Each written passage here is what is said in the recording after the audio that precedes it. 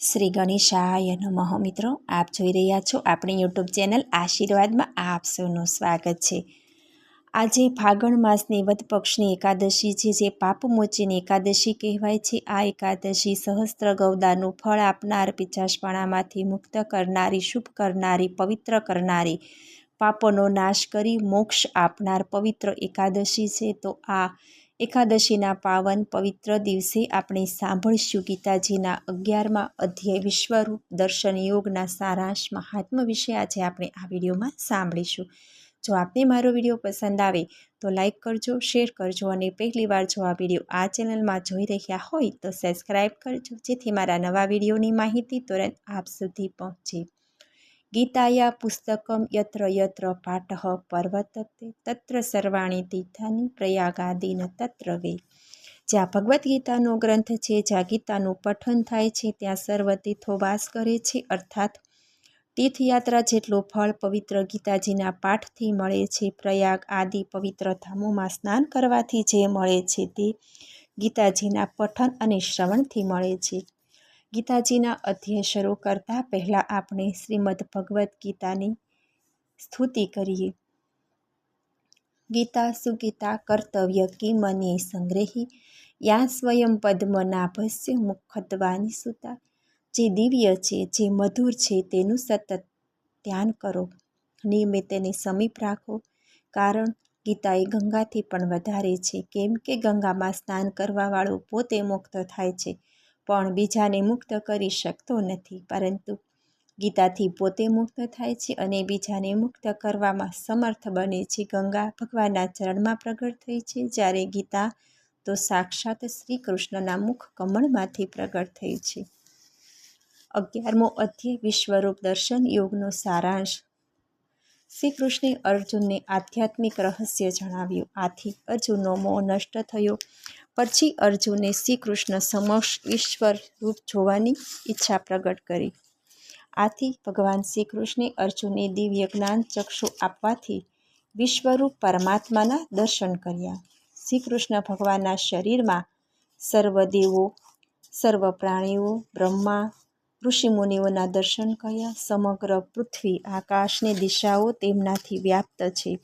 રાજાઓ, ધૃતરાષ્ટ્રના પુત્રો,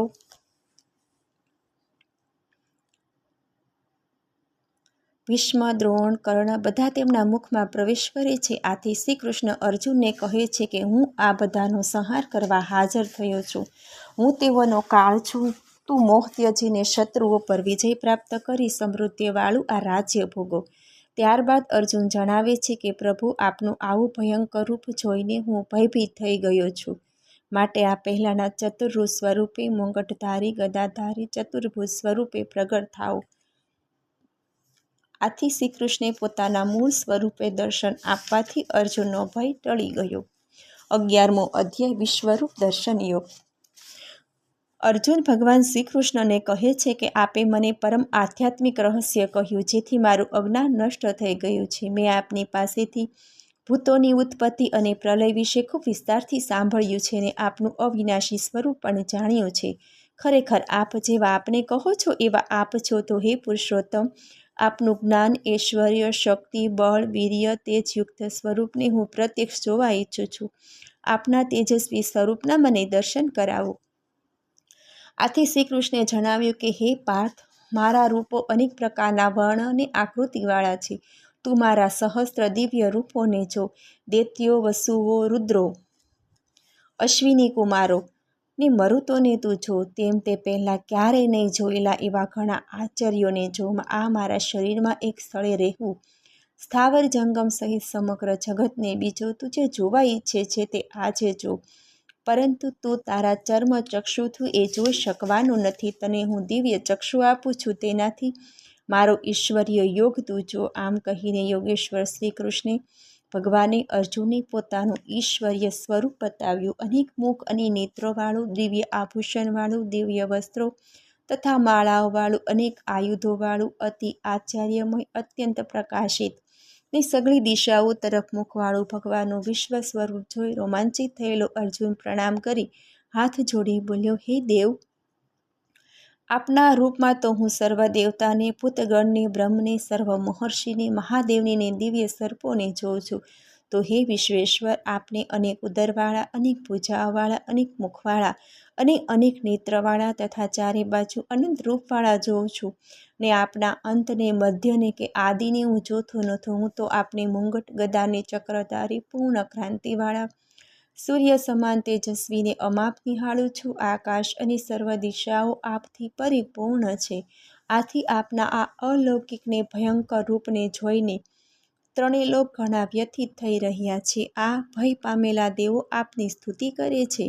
મહર્ષિ અને સિદ્ધોનો સમુદાય કલ્યાણ હોજો કહીને ઉત્તમ સ્ત્રોતોથી આપની સ્તુતિ કરે છે. વળી રુદ્રો, આદિત્યો, વસુઓ, સાધ્યો, અશ્વિની કુમારો, વિશ્વદેવો, પિતૃઓ, ગાંધર્વો, યક્ષો, અસુરો અને સિદ્ધોનો સમુદાય બધા જ વિસ્મય પામી આપને જુએ છે. આપના આ વિરાટ રૂપને જોઈને હું તથા બધા લોકો વ્યાકુળ થઈ ગયા છીએ. તો હે વિષ્ણુ, તમારું આકાશવ્યાપી તેજવાળું અનેક વર્ણવાળું રૂપ, પહોળા કરેલા મોઢાને અને મોટી આંખોને જોઈને હૃદયથી હું ખૂબ ભયભીત થઈ રહ્યો છું. ધીરજ અને શાંતિ હું રાખી શકતો નથી. આપની વિકરાળ દાઢને, પ્રળયકાળના અગ્નિ સમાન મુખોને જોઈને હું સુખ પામતો નથી.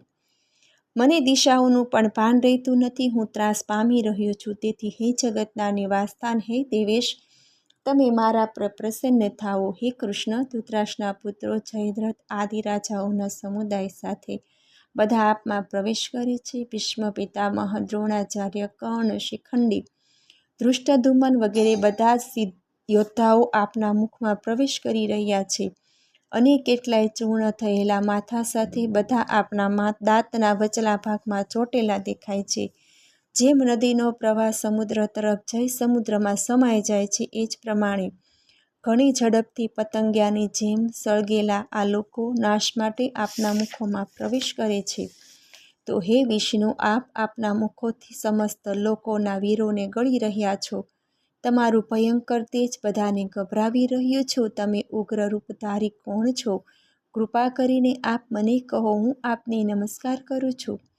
આપ મારા પર પ્રસન્ન થાઓ. આપના આ વિશેષ રૂપને જાણવા ઈચ્છું છું. શ્રી કૃષ્ણે અર્જુનને જવાબ આપ્યો કે હે અર્જુન, હું બધા લોકોનો નાશ કરવાવાળો મહાકાળ છું. આ સમયે આ લોકોનો નાશ કરવા માટે હું પ્રવૃત્ત થયો છું. આથી કરીને બંને સૈન્યમાં જે યોદ્ધાઓ ઊભા છે તેઓ તો યુદ્ધ નહીં કરે તો પણ બચશે નહીં, નાશ તો પામશે જ.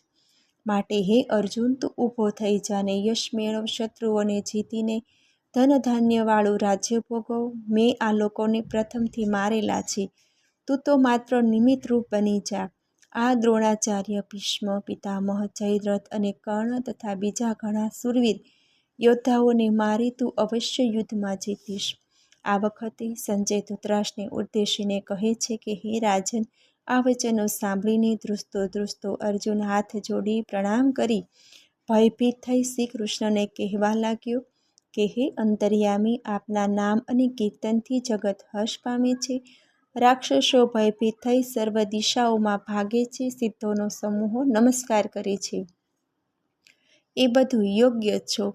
આપ તો આદિદેવ ને સનાતન પુરુષ છો. આપ તો જગતના પરમ આશ્રય અને જાણવાવાળા તથા જાણવા યોગ્ય છો. એટલે આપને હજારો નમસ્કાર હો. આપને આગળથી અને પાછળથી પણ નમસ્કાર હો. આપને બધી બાજુથી નમસ્કાર હો. હે પરમાત્મા, સખા માનીને આપના પ્રભાવને નહીં જાણતા મેં પ્રેમથી, આળસથી, પ્રમાદથી હે કૃષ્ણ, હે યાદવ, હે સખા એવા જે સંબોધનો કર્યા છે, તેમજ વિહાર, શય્યા, આસન, ભોજન વખતે એકલા કે બીજાની સમક્ષ મારાથી જે અનાદર થયો છે તે માટે હું આપની ક્ષમા માગું છું. આપ તો સર્વે ગુરુઓના પણ ગુરુ છો. આપના ચરણોમાં પ્રણામ કરી વિનંતી કરું છું કે જેવી રીતે પિતા પુત્રના, મિત્ર મિત્રના, પતિ સ્ત્રીના અપરાધને ક્ષમા કરે, એવી રીતે આપ મારા અપરાધને ક્ષમા કરવાની યોગ્ય છો. હવે આપ પ્રસન્ન થાઓ ને કિરીટ, કુંડલ, શંખ, ચક્ર, ગદાધારી ચતુર્ભુજ રૂપવાળા થાઓ. શ્રી કૃષ્ણ કહે છે કે હે અર્જુન, તે મારું જે આ વિરાટ સ્વરૂપ જોયું તે મારા સિવાય બીજા કોઈએ પહેલાં જોયું નથી. તે રીતે હું ન વેદોથી, ન તપથી, ન દાનથી, ન યજ્ઞથી જોવાને મળું છું. તું ભય રહી થઈ મારું ચતુર રૂપ ફરીથી જો. એ સમયે અર્જુન ધૃતરાષ્ટ્રને ઉદ્દેશીને કહેવા લાગ્યો કે હે રાજન, આ પ્રમાણે કહી ભગવાન શ્રી કૃષ્ણે અર્જુનને પોતાનું ચતુર્ભુજ સ્વરૂપનું દર્શન કરાવ્યું. અર્જુન આ સ્વરૂપ જોઈ આનંદ પામી બોલ્યો, હે જનાર્દન, આપના અતિ શાંત સ્વરૂપને જોઈને મારું ચિત્ત શાંત થયું છે, મારો ભય દૂર થયો છે ને હું સ્વચ્છ બન્યો છું. શ્રી કૃષ્ણ કહે છે કે હે અર્જુન, આ રૂપ જોવા દેવો સદા તત્પર રહે છે. તને કહ્યું તેમ ના હું વેદાભ્યાસથી, ઉગ્ર તપથી, દાનથી, યજ્ઞથી તે શક્ય નથી, પરંતુ માત્ર અનન્ય ભક્તિ વડે મારા ભક્તો મને આ સ્વરૂપે જોઈ શકે છે ને અનન્ય ભક્તિવાળા મનુષ્ય જ મને પામી શકે છે.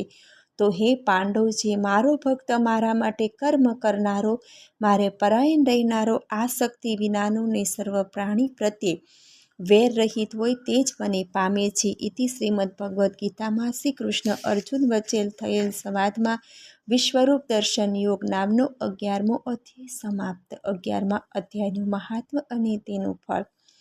ભગવાન શ્રી શંકર પાર્વતીજીને અને ભગવાન શ્રી વિષ્ણુ લક્ષ્મીજીને કહે છે કે તમે 11મા અધ્યાયનું મહાત્મ્ય સાંભળો. વિવાહ મંડપ નામના નગરમાં હોલિકા નામે એક બ્રાહ્મણ રહેતો. તે ખેતીનું કામકાજ કરતો. એક દિવસે રખેવાળી કરતો હતો ત્યારે કેટલાક જંગલી પ્રાણીઓએ પસાર થતા એક મુસાફરને ફાડી નાખ્યો. ત્યાંથી પસાર થતા મહાત્માએ આ જોયું અને આ બ્રાહ્મણનો તિરસ્કાર કરતા કહ્યું, તારે આ મુસાફરને બચાવવો જોઈતો હતો, એને બદલે તું નિષ્ક્રિય થઈને જોઈ રહ્યો, આથી તું રાક્ષસ થા. આ શ્રાપ આપ્યા પછી તે બ્રાહ્મણ કરગરવા માંડતા મહાત્માએ કહ્યું, કોઈ ગીતાજીના 11મા અધ્યાયનો પાઠ કરી તેનું મંત્રેલું પાણી તારા પર છાંટશે ત્યારે તું આ શ્રાપમાંથી મુક્ત થઈશ. આ બ્રાહ્મણ રાક્ષસ બનતા બધાને ત્રાસ આપવા લાગ્યો. આથી ગામ લોકોએ ભેગા થઈ એક ધર્મશાળામાં તેને રહેવા વિનંતી કરી અને ધર્મશાળામાં કોઈ આવે તેનો ભોગ લેવા ગામ લોકોએ એને પરેશાન ન કરવા કહ્યું. એક દિવસે આ ધર્મશાળામાં એક બ્રાહ્મણ આવ્યો. બીજે દિવસે આ બ્રાહ્મણને જીવતો જોઈ ચોકીદારને ગામ લોકો આશ્ચર્ય પામ્યા. ચોકીદારે આ બ્રાહ્મણને રહેવા કહ્યું. એવામાં બન્યું એવું કે આ ચોકીદારના પુત્રનો મિત્ર ધર્મશાળામાં એક દિવસ માટે રહેવા આવ્યો હતો. તેની સાથે ચોકીદારનો પુત્ર પણ રહી ગયો. બીજે દિવસે સવારે આ બંનેને રાક્ષસે મારી નાખ્યા. ચોકીદારે આ જોયું, તેના હોશકોશ ઉડી ગયા. ચોકીદારે આ રાક્ષસને પોતાના પુત્રને સજીવન કહેવા કહ્યું.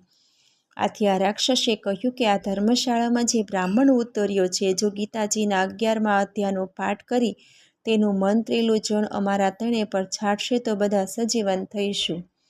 ચોકીદારે આ બાબતની જાણ બ્રાહ્મણને કરી. બ્રાહ્મણે તે મુજબ કરતા રાક્ષસનો તેની યોનિમાંથી તેને મિત્રનો પણ ઉદ્ધાર થયો. તેઓ ત્રણે વિમાનમાં બેસી વૈકુંઠ લોક જવા લાગ્યા. ત્યારે ચોકીદાર પોતાના પુત્રને રોકવા લાગ્યા. આથી પુત્રે કહ્યું કે આ સંસારમાં દરેક પોતાના કર્મ અનુસાર આવે અને જાય છે. કોઈ સમયે હું તો કોઈ સમયે તમે પિતા તરીકે અને પુત્ર તરીકે પાઠ ભજવી ચાલ્યા જઈએ છીએ. તમે જોયું કે ગીતાજીના 11મા અધ્યાયના પાઠના મંત્રેલા જળથી તમારો ઉદ્ધાર થયો, તેમ તમે પણ તમારો ઉદ્ધાર કરવા આ ગીતાજીનો 11મો અધ્યાય સાંભળજો. ચોકીદારે આ મુજબ કરતા તેનો પણ પાછળથી ઉદ્ધાર થયો. મુક્તિ મેળવી તે વૈકુંઠ લામ ગયો. જલમધ્યે વરાહમ ચ પર્વતી રઘુનંદનમ ગમને વામને ચેવ સર્વ કામેષુ માધવ શોષતાની નમાની પ્રતિરુત્યથાય પઠત સર્વ પાપ વિનિમુક્તો વિષ્ણુ લોકે મહ્યતે. હે લક્ષ્મીપતિ, હે દેવાધિદેવ, શેષનાગ પર શયન કરનારા, સુંદર અંગવાળા, કમળ જેવા નેત્રવાળા, ભયના ભયોને હરનારા, ત્રિલોકના સ્વામી, હે વિષ્ણુ ભગવાન, હું તમને નમન કરું છું. મને સાંભળવા બદલ ધન્યવાદ. જો આપને મારો વિડીયો પસંદ આવે તો લાઈક કરજો, શેર કરજો અને પહેલી વાર જો આ વિડીયો આ ચેનલમાં જોઈ રહ્યા હોય તો સબસ્ક્રાઈબ કરજો, જેથી મારા નવા વિડીયોની માહિતી તુરંત આપ સુધી પહોંચે. ધન્યવાદ. જય શ્રી કૃષ્ણ.